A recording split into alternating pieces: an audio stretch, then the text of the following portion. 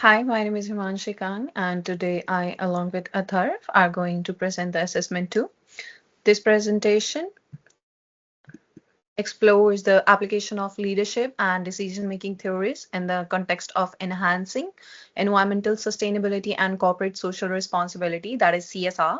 It examines a case study of Unilever, a multinational consumer goods company, to illustrate how these theories can be applied in practice, and the presentation is divided into two sections: enhancing the environmental sustainability and CSR, and the second one is a case study of Unilever.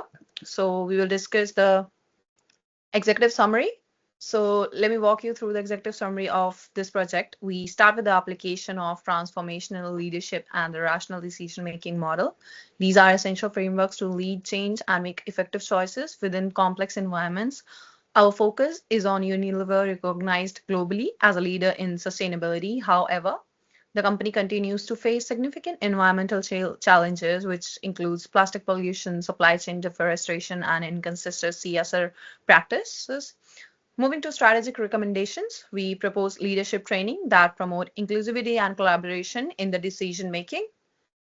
And just give me one second. Additionally, we recommend the adoption of transparency as CSR and KPIs, the implementation of a circular economic model, and the use of AI tools to track enhanced sustainability practices.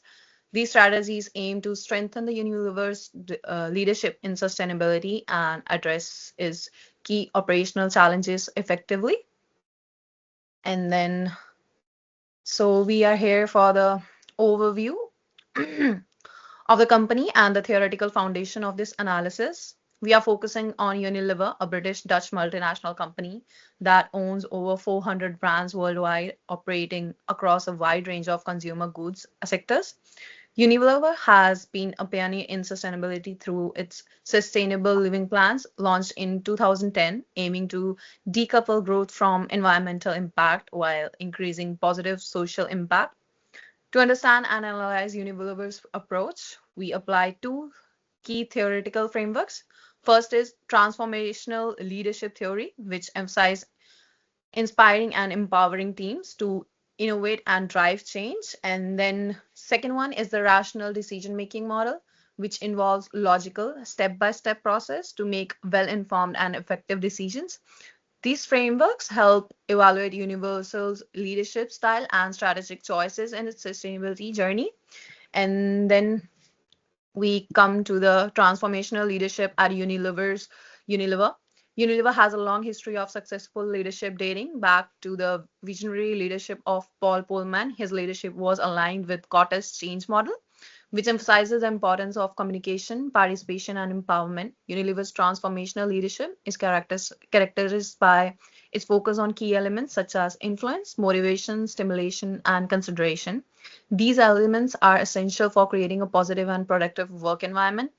However, Unilever has also faced challenges in implementing its transformational leadership model. One of the biggest challenges has been inconsistent adoption across levels. This has led to a lack of consistency in the way that leadership is practiced throughout the organization. Despite these challenges, Unilever is committed to the development and implementing a transformational leadership model that will help the company to achieve its goal. And then the company is working to address the challenges of inconsistent adoption by providing more training and support to the leadership at all levels. For the next slides, Athar will take over. So hand it over to the Athar. Thank you, Manshi. Now I'll be discussing about the rational decision making at Unilever, which is the theory number two. So, rational decision making basically means rationally thinking, like the leaders sit together and have a thinking about the decisions. The logical decision making is like rational decision making. So it is basically divided into five different steps, which is first to identify. To identification is the one of the most important step, which starts with identifying what is the decision making and how it is going to impact the company and the world. And then the second step is alternatives. So after decision making, identifying the concern, the alternatives are being evaluated, and after evaluation of alternatives, the company chooses the best alternative which is suitable for the company, and then they start the implementing process. Implementing takes implementing takes the most of the time for this decision making process as it is one of the most important step. And then the monitor and the control. After the decision making has been implemented, the company has to monitor and control over the decision. For the example, like a company like Unilever, which operates mainly in FMCG, fast-moving consumer goods, the life cycle and climate risk analysis was one of the most important decisions that they made in 2020. In 2020, they shifted their whole detergents from like normal detergents to the biodegradable detergents, and the limitations were assumes perfect information and lacks stakeholder ethics. Now I'll be moving on to the next slide, which is evaluation of CRS and environmental performance.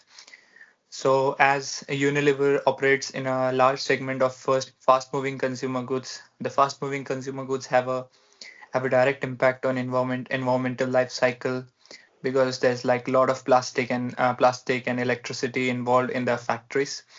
So, after 2020, when Unilever moved from a normal company to a sustainable company, becoming a sustainable company, they started using 100% renewable electricity in their factories, and they started sourcing 67% of sustainable goods. And after that, they also started their CRS programs, which is corporate social responsibility, through Lifebuoy and Fair and Lovely, which basically empowered the personal hygiene and the woman empowerment. The challenges which they faced was plastic waste, deforestation, weak CRS in some regions, because for fast-moving consumer goods, the plastic involvement is high use. And when we move to the next slide, is short-term recommendations. So we have identified some of the recommendations for the Unilever, which includes short-term and long-term. Now we'll be discussing about the short-term recommendations, which are leadership training for the mid-level managers, because mid-level managers are the one who reports to the top-level management and also looks after the lower level management of the company. So training for them as a leaders is very important in the company. Incorporate vulnerable stakeholders' voice. Stakeholders' voice is one of the most important part for in the decision making or the organizational behavior. Then we have public CRS performance and key performance indicators, which is directly related to the management. Now we'll move on to the next slide, which is long-term recommendations. Long-term recommendations includes reduce, reuse, and recycle. These are the three R's of CRS, where the company reduces, reuses, and recycles their products and the wastage. Inclusive CRS community co-create programs. Community co-created programs like Unilever promotes Fair and Lovely for the women empowerment, is an example of inclusive CRS community and corporate co-created programs. AI predictive analytics in sustainability. Companies are moving towards AI for its predictive analytics in the sustainability in the future, because sustainability is one of the most important part of which companies are focusing on. Now we move on to the last slide, which is the conclusion of the whole report. The leadership drives vision, and decision ensures execution. The leadership is basically vision driven. So the companies have to choose their leaders who are more visionaries, and the decisions that they make should be able to execute them properly. And Unilever needs full organizational integrity and long-term resilience through sustainability and ethics. Um, as being a Unilever, being a very old company, they have always been on the resilience with the sustainability. But as the world is moving towards more sustainable future, the inclusivity of sustainability in the company has become very important for the company. That was all for the presentation. Thank you so much.